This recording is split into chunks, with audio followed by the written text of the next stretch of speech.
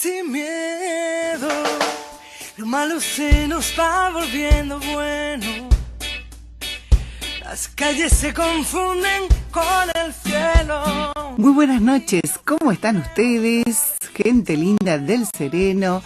Gracias por compartir este espacio con nosotros, permitirnos hablar de cómo me fue hoy. Saludo por supuesto al operador, al señor Walter Becerra que nos acompaña en la edición y a Cerú López, por supuesto, gente linda del Sereno. ¿Cómo me fue hoy? ¿Y cómo no mencionar el 24 de marzo de 1976? En este espacio siempre hablamos de ver lo positivo, es decir, el vaso más lleno que vacío.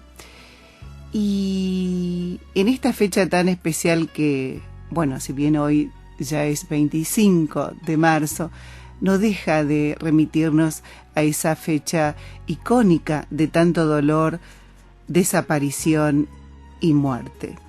Pero eso no significa que nosotros no comentamos o tengamos en cuenta a personas, a seres que han transitado ese camino, ¿sí?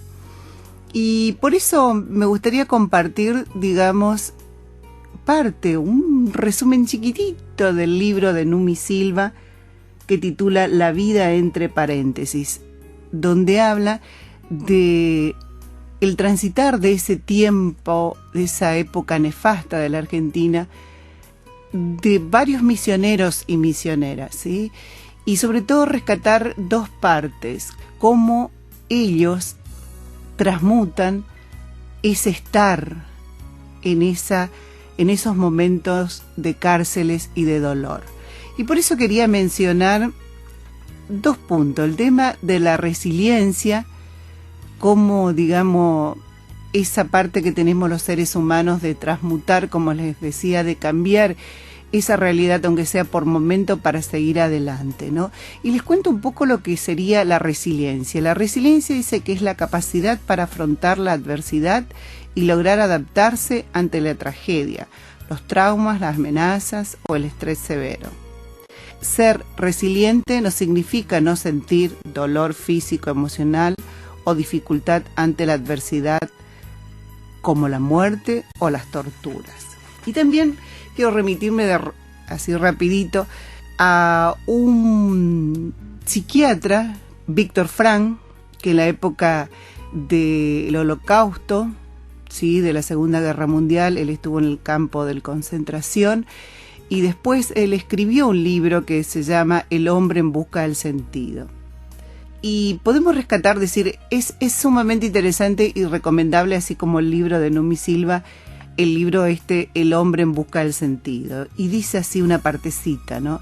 La prueba es suficiente que el ser humano, al ser despojado de todo, arrebatado todo, salvo una cosa, la última de las libertades humanas, la elección de la actitud personal para decidir su propio camino, más allá del encierro y la propia muerte.